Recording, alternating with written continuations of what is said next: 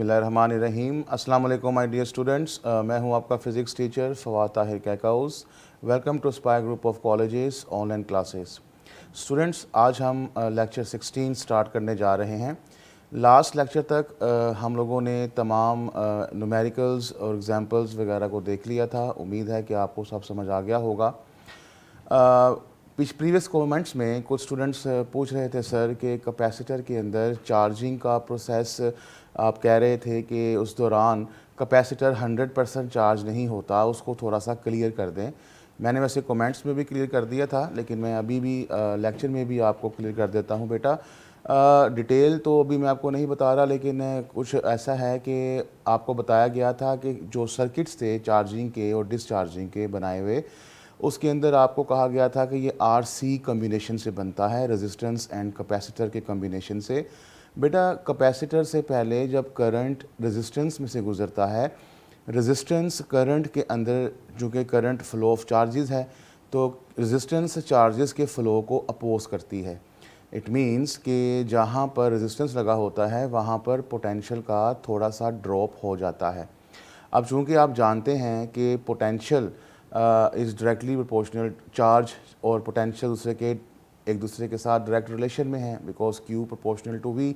अब बैटरी का पोटेंशियल मिसाल के तौर पर अगर 12 वोल्ट है, तो 12 वोल्ट का पोटेंशियल कैपेसिटर के क्रॉस नहीं होता, बिकॉज ये जो हमारे पास RC कम्बिनेशन है ये सीरीज़ में होता है।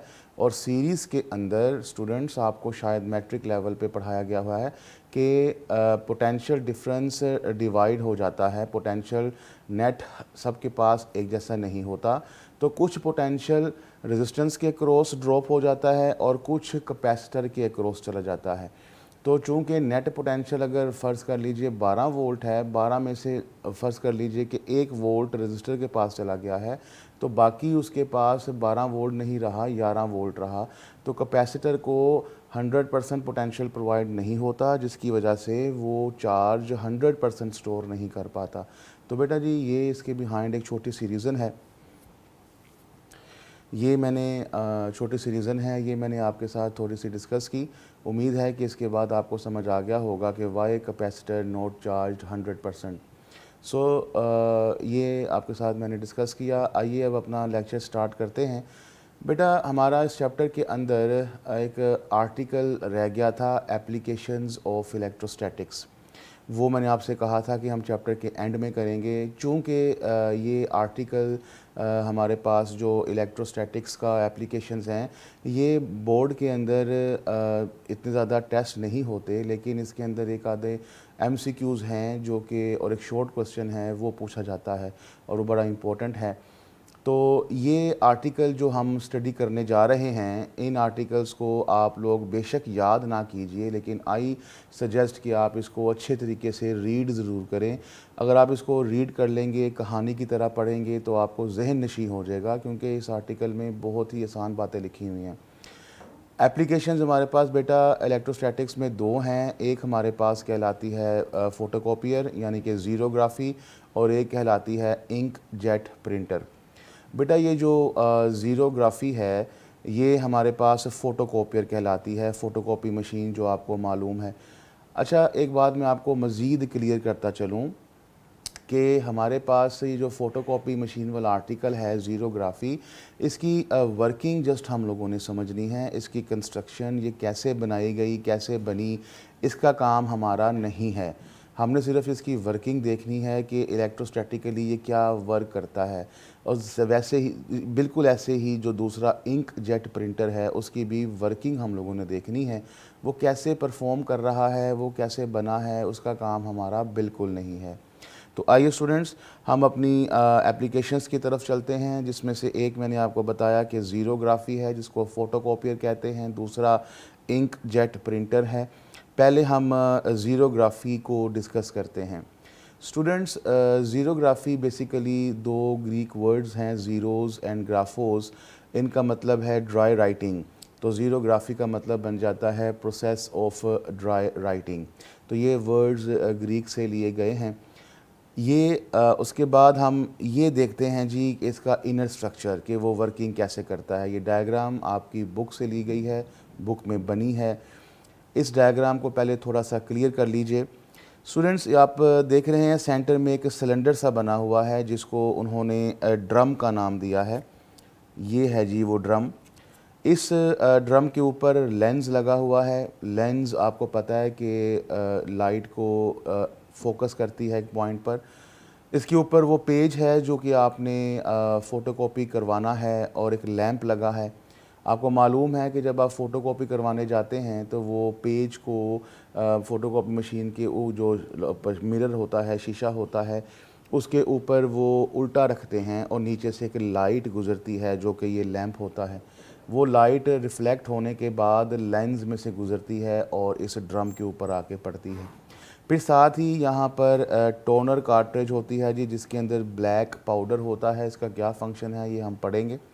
और ये पेज है वो पेज जिसके ऊपर आप लोगों ने इमेज को फ़ोटोकॉपी करवाना है।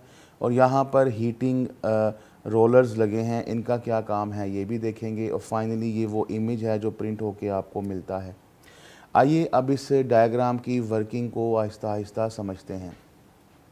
बेटा, हर मशीन का एक मेन पुर्जा होता है, एक मेन पार्ट होता है जिसको हार्ट कहा जाता है। बिल्कुल ऐसे ही फ़ोटोकॉपी मशीन का जो मेन पार्ट है, मेन हार्ट है, वो है ड्रम। तो ये एक इम्पोर्टेंट एमसीक्यू है कि heart of the xerography machine क्या होती है। आप कहेंगे ड्रम होती है। ड्रम एक परफेक्ट एलुमिनियम का सिलेंडर होता है और एलुमिनियम एक बड़ा ज़बरदस्त कंडक्टर है। ये भी आपके लिए इंफॉर्मेटिव है, एमसीक्यूज़ के तौर पर पूछा जा सकता है कि ड्रम एक एलुमिनियम का सिलेंडर है और ये एक परफेक्ट कंडक्टर है। ठीक है बेटा, ये सिल्वर हो गया, गोल्ड हो गया, एलुमिनियम हो गया, कॉपर हो गया, ये बड़े ज़बरदस्त कंडक्टर होते हैं। इस ड्रम के ऊपर एक बेटा लेयर चढ़ी होती है जो कि ट्रांसपेरेंट टाइप होती है, वो आपको नज़र नहीं आती। ड्रम के बिल्कुल ऊपर एक लेयर कोट की होती है जो सेलेनियम मटेरियल की बनी होती है। ठीक है, सेलेनियम एग्ज़ाम में बड़ा इम्पोर्टेंट एमसीक्यू है और बड़ा इम्पोर्टेंट शॉर्ट क्वेश्चन है जिसकी मैं आपसे अभी बात कर रहा था। सेलेनियम का दूसरा नाम फ़ोटो कंडक्टर होता है और एग्ज़ाम में पूछा जाता है कि व्हाट इज़ फ़ोटो कंडक्टर, तो उसका जवाब क्या है वो भी हम देखते हैं। स्टूडेंट्स, जिस तरह से आप बॉयल एग का कवर जब उतारते हैं तो उसकी सफ़ेदी के ऊपर एक वाइट कलर की लेयर होती है, बिल्कुल ऐसे ही जो बुक्स होती हैं, न्यू बुक्स और रजिस्टर्स, उनके आउट वाला जो कवर पेज होता है उसके ऊपर भी शाइनिंग सा ट्रांसपेरेंट एक लेयर चढ़ी होती है। बिल्कुल ऐसे ही इस ड्रम के ऊपर जो लेयर चढ़ी होती है उसको सेलेनियम कहा जाता है। सेलेनियम बेटा एक ऐसा मटेरियल है जिसके अंदर प्रॉपर्टी पाई जाती है कि अगर हम इसको डार्क में रखें, यानी कि इसको ऊपर लाइट एक्सपोज ना करें, तो ये इंसुलेटर के तौर पे काम करता है। और अगर इसके ऊपर लाइट को एक्सपोज किया जाए तो ये कंडक्टर बन जाता है। तो इसी प्रॉपर्टी की बिना पर इसको फ़ोटो कंडक्टर का नाम दिया गया है। बेटा, सेलेनियम के बारे में मैंने आपको बता दिया कि it is an insulator in the dark and becomes conductor when exposed to light. जब इसके ऊपर लाइट पड़ेगी तो ये कंडक्टर बन जाता है, और जब इसके ऊपर से लाइट ख़त्म कर दें, यानी कि इसके ऊपर कोई डार्क एरिया हो, तो वो उस एरिया को एज आ इंसुलेटर लेता है। इसीलिए इसका दूसरा नाम हम लोगों ने फ़ोटो कंडक्टर रखा है। बेटा, इसके अंदर ये है कि जब हम कोई पॉजिटिव इमेज इसके ऊपर डालते हैं तो वो उसके ऊपर तब तक रहता है जब तक वो डार्क रहता है, जैसे कि मैंने आपको बताया। और ड्रम को अगर हम ड्रम के ऊपर लाइट एक्सपोज करें या लाइट हम उसके ऊपर फॉल करवाएं तो उस वक्त सेलेनियम एक कंडक्टर के तौर पे काम करता है और वो एलुमिनियम से, जिसके पास वाफिर मकदार में फ्री इलेक्ट्रॉन्स मूवेबल पड़े हैं, वो वहाँ से इलेक्ट्रॉन्स को कंडक्ट करवा लेता है। तो पॉजिटिव इमेज और नेगेटिव चार्ज जब आपस में मिलते हैं तो वो न्यूट्रलाइज हो जाते हैं। तो बिल्कुल ऐसे ही बेटा, ये आप देख रहे हैं कि हमारे पास ये ऊपर जो पेज लगा है इसके नीचे ये एक वर्ड लिखा है वर्क, ब्लैक कलर का, जो कि आप देख रहे हैं। तो ये जो वर्क लिखा है इसको हमने फ़ोटोकॉपी करवाना है।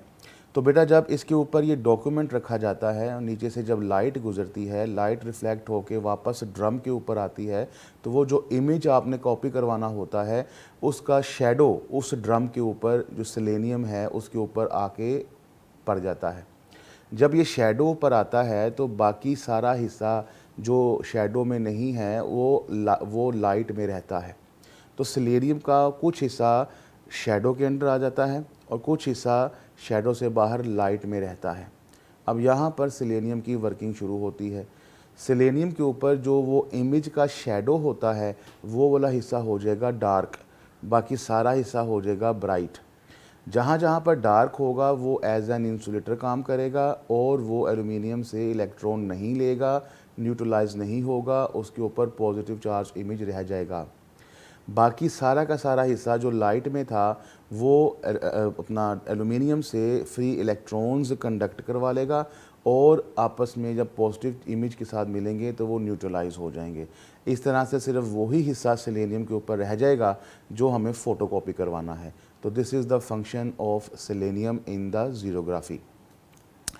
अब बेटा जी उसके बाद हमारे पास आ जाता है टोनर। टोनर का फंक्शन, टोनर के पास बेटा ब्लैक पाउडर होता है। जब ये सेलेनियम का फंक्शन परफॉर्म हो जाता है और ड्रम रोल हो रहा होता है तो टोनर ब्लैक पाउडर उसके ऊपर स्प्रे कर देता है।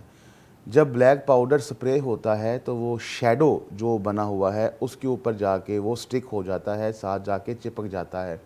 तो जिस किस्म का शेडो होगा उसी किस्म की पाउडर की शक्ल जो है उसके ऊपर बन जाएगी। देन मीनवाइल नीचे से वो पेज जिसके ऊपर आप लोगों ने इमेज को कॉपी करना होता है वो फ़ोटोकॉपी मशीन में इंसर्ट करवाया जाता है। अब ड्रम चूँकि ये रोल हो रहा है, यहाँ से पेपर आता है। जब ये पेपर आता है, ड्रम रोल हो रहा होता है, तो यहाँ पर जब आपस में मिलते हैं तो वो शेडो उस पेज के ऊपर आ जाता है, ट्रांसफ़र हो जाता है। वो टोनर की इंक उस वाइट पेपर के ऊपर ट्रांसफ़र हो जाती है एंड देन उसके बाद ये हीटिंग रोलर से गुज़रते हैं। हीटिंग रोलर्स इनको हीट प्रोवाइड करता है और वो जो आपके पास टोनर की इंक ट्रांसफ़र होती है उसको परमानेंट शेप की शक्ल दे देता है। इस तरह से आप देखते हैं कि जब आप फ़ोटोकॉपी करवाते हैं, फ़ोटोकॉपी करवाने के बाद क्या होता है कि वो पेज थोड़ा देर के लिए गर्म रहता है। तो टोनर के बाद बेटा ब्लैक पाउडर होता है जो कि ड्रम के ऊपर स्प्रेड होता है और वो पॉजिटिव चार्जेस जो इमेज होता है उसके साथ स्टिक हो जाता है और फिर वो पेपर जो मैंने आपको बताया कि अंदर एंटर करवाते हैं उसके ऊपर ट्रांसफ़र हो जाता है। फिर हीटिंग रोलर्स का फंक्शन मैंने आपको बता दिया, वो उसको हीट अप करते हैं, मज़ीद चार्जेस प्रोवाइड कर देते हैं और वो परमानेंट शेप इख्तियार कर लेता है। So this is the complete working of the xerography machine. तो समरी बेटा इसकी छोटी सी है कि पेज का इमेज सेलेनियम पे बनेगा। सेलेनियम के ऊपर जब इमेज बनेगा तो डार्क एरिया उसके ऊपर पॉजिटिव चार्जेस रह जाएंगे, लाइट एरियाज पे वो न्यूट्रलाइज हो जाएगा। देन टोनर इंक स्प्रे करेगा, वो इमेज जो बना होगा उसके ऊपर जाके स्टिक हो जाएगा और पेज वाइट पेपर जब पास करवाते हैं तो वो इमेज उसके ऊपर ट्रांसफ़र हो जाता है। देन हीटिंग रोलर्स इसको मज़ीद पॉजिटिव चार्जेस दे के साथ हीटअप कर देता है और वो परमानेंट शेप इख्तियार कर लेता है। सेलेनियम के बारे में याद रखिएगा, वो फ़ोटो कंडक्टर है। जब वो अंधेरे में होता है तो एज एन इंसुलेटर काम करता है और जब वो लाइट में आता है तो वो कंडक्टर बन जाता है। तो यही इसके अंदर एक इंपॉर्टेंट शॉर्ट क्वेश्चन है, बाकी सारा आपने रीड करना है। इसको बेशक आप याद ना कीजिए लेकिन इसको 2 से 3 दफ़ा पढ़ ज़रूर लीजिएगा। ले बेटा नेक्स्ट हमारे पास आ जाता है इसकी दूसरी application ink jet printer. Printer आप सभी जानते हैं कि हम कंप्यूटर के साथ अटैच करते हैं। प्रिंटर बेटा एक ऐसी डिवाइस होती है जो इलेक्ट्रिकल चार्ज को अपने ऑपरेशन में यूज़ करती है, यानी कि चार्जेस के ज़रिए वो प्रिंट का काम करती है। अब बेटा इसके ऊपर हमारी ये डायग्राम है, इस डायग्राम को पहले अच्छी तरीके से समझ लीजिए। ये भी आपकी किताब में बनी हुई है जी। इसके अंदर एक पोर्शन जो है वो नोज़ल का है, ठीक है, हम नोज़ल की वर्किंग डिस्कस करेंगे। एक पोर्शन हमारे पास चार्जिंग इलेक्ट्रोड्स का है, हम इसको डिस्कस करेंगे। और एक पोर्शन हमारे पास डिफ्लेक्टिंग प्लेट्स और ये गटर का है, इसको डिस्कस करेंगे। वन बाय वन हम इसकी वर्किंग को देखते हैं और प्रिंटर कैसे परफॉर्म करता है उसको समझते हैं। देखिए बेटा हमारे पास सबसे पहले नोज़ल है। जब भी हम कंप्यूटर से प्रिंटिंग कमांड देते हैं तो सबसे पहले नोज़ल अपना एक्शन परफॉर्म करती है। नोज़ल का काम होता है कि वो जो इंक का टैंक होता है उसके अंदर सोर्स ऑफ इंक, वहाँ से इंक को सक करके स्प्रे कर देती है प्रिंटर के अंदर in the form of small small drops, very small drops. जैसे कि आप देख रहे हैं कि नोज़ल में से जब इंक निकल रही है तो वो ड्रॉप्स की सूरत में निकल रही है। तो नोज़ल जिस वक्त आप प्रिंटिंग की कमांड देते हैं तो वो इंक को इजेक्ट करता है in the very thin stream of ink. अब ये जब इससे निकलती है तो वो छोटे छोटे ड्रॉप्स की फॉर्म में आ जाती है, जैसे कि आपको डायग्राम में नज़र आ रहा है। नोज़ल का काम सिर्फ इतना है। अब बेटा जी जब ये यहाँ से नोज़ल से जब ये इंक निकलती है तो ये दो हिस्सों में से गुज़रती है।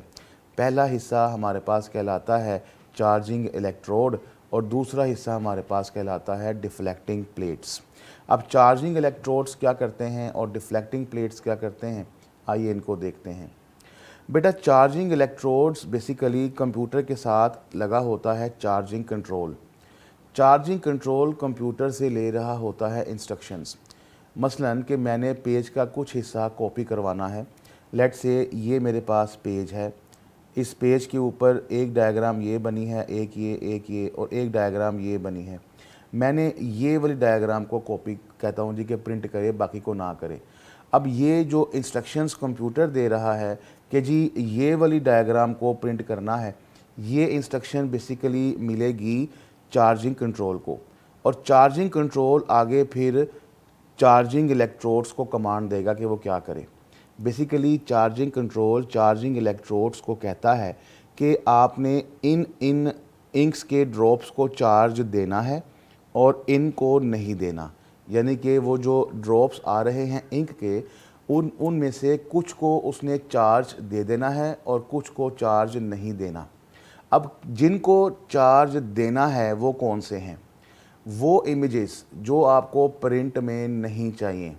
मैं फिर रिपीट करता हूँ, वो इमेजेस जो आपको प्रिंट में नहीं चाहिए, जिनको आपने प्रिंट नहीं करना, उनको ये चार्ज दे देगा, और जो आपको प्रिंट में चाहिए उनको ये चार्ज नहीं देगा। अब ये किसको देना है किसको नहीं देना, ये सारा क्लियर करता है नीचे लगा हुआ चार्जिंग कंट्रोल, जो कि कंप्यूटर से इंस्ट्रक्शन ले रहा होता है। इसने आगे इंस्ट्रक्शन देनी होती है चार्जिंग इलेक्ट्रोड्स को। तो अब जब चार्जिंग इलेक्ट्रोड से ये ड्रॉप्स आगे की तरफ बढ़ेंगे, इनमें से किसी के ऊपर चार्ज होगा और किसी के ऊपर चार्ज नहीं होगा। तो ये बेटा फंक्शन था हमारे पास चार्जिंग कंट्रोल का। तो ये आप लोगों ने इसको अच्छे तरीके से समझ लिया। नेक्स्ट बेटा ये जाएंगे डिफ्लेक्शन प्लेट्स की तरफ। अब डिफ्लेक्शन प्लेट्स का सिर्फ एक काम होता है कि वो चार्ज पार्टिकल को अपने रास्ते से डेविएट कर देती है, हटा देती है। अब जो चार्जिंग इलेक्ट्रोड से ड्रॉप्स आ रहे हैं, किसी के ऊपर चार्ज है किसी के ऊपर चार्ज नहीं है, तो डिफ्लेक्टिंग प्लेट्स उन ड्रॉप्स को जिनके ऊपर चार्ज है उनको अपने रास्ते से हटा देगी। और आप देख रहे हैं कि जब ये डिफ्लेक्टिंग प्लेट्स में से गुजरते हैं तो उसके दो हिस्से हो जाते हैं, एक आगे पेपर की तरफ चला जाता है और दूसरा नीचे इस पोर्शन गटर के अंदर चला जाता है। अब ये जो पोर्शन गटर में जा रहा है ये वो ड्रॉप्स हैं जिनके ऊपर चार्ज था, यानी कि वो इमेजेस जो आप लोगों ने कॉपी नहीं करवाने, प्रिंट नहीं करवाने। अब ये गटर में जाके वापस ये इंक की सप्लाई में आ जाते हैं ताकि इंक ज़ाया ना हो, और बाकी जो ड्रॉप्स रह जाते हैं जिनके ऊपर चार्ज नहीं होता वो स्ट्रेट अवे चले जाते हैं और सीधा जाके शीट के ऊपर, पेपर के ऊपर जाके स्ट्राइक करते हैं और अपना अपना इमेज बना देते हैं। तो बेटा जी डिफ्लेक्टिंग प्लेट्स का काम यही था कि वो आपके चार्ज ड्रॉप्स को डिफ्लेक्ट कर देगा और बाकी को स्ट्रेट पाथ जाने देगा। इस तरह से हमारे पास जो इमेज है वो बनता है। तो स्टूडेंट्स ये इंक जेट प्रिंटर हमारे पास दो तरह के पाए जाते हैं, कलर्ड और black and white. Normally black and white इस्तेमाल होते हैं जिसमें ब्लैक टोनर इस्तेमाल होता है, लेकिन जो कलरफुल इमेज होते हैं उसमें चार तरह के कलर्स इस्तेमाल किए जाते हैं। एक कलर बेटा उसमें कहलाता है सी, जिसको हम लोग कहते हैं सियान, ये ब्लू फैमिली से होता है। एक होता है एम, जिसको हम लोग कहते हैं मैजेंडा। एक होता है वाई, जिसको हम कंप्यूटर की लैंग्वेज में कहते हैं येलो। और एक होता है के, जिसको हम लोग कहते हैं ब्लैक। तो ये CMYK, ये 4 तरह के कलर्स होते हैं जिनसे मिलकर कलरफुल इमेज बनाया जाता है। ये इंपॉर्टेंट MCQ है और यही आपके बेसिक कलर्स हैं जिनकी परसेंटेजेस को चेंज करके आप मिलियंस ऑफ कलर्स बना सकते हैं। तो स्टूडेंट्स, ये हमारे पास एक आर्टिकल रह गया था इस चैप्टर का, जो कि मैंने चैप्टर के एंड में करवाना था। आपने इसकी सिर्फ वर्किंग को पढ़ना है, ये याद करने की ज़रूरत नहीं है। ये एग्ज़ाम में आज तक कभी टेस्ट नहीं किया गया। जो MCQs मैंने बताए, जो शॉर्ट क्वेश्चंस मैंने बताए, बस उन्हीं को आप लोग ज़हन में रखिएगा, उसके अलावा कुछ नहीं आता इसमें से। तो स्टूडेंट्स, आज का लेक्चर हमारा इतना ही है। नेक्स्ट लेक्चर में हम अपना नया चैप्टर का आगाज़ करेंगे और अपना तब तक खूब ख्याल रखिएगा। अपने टीचर को इजाज़त दीजिए। अल्लाह हाफिज़।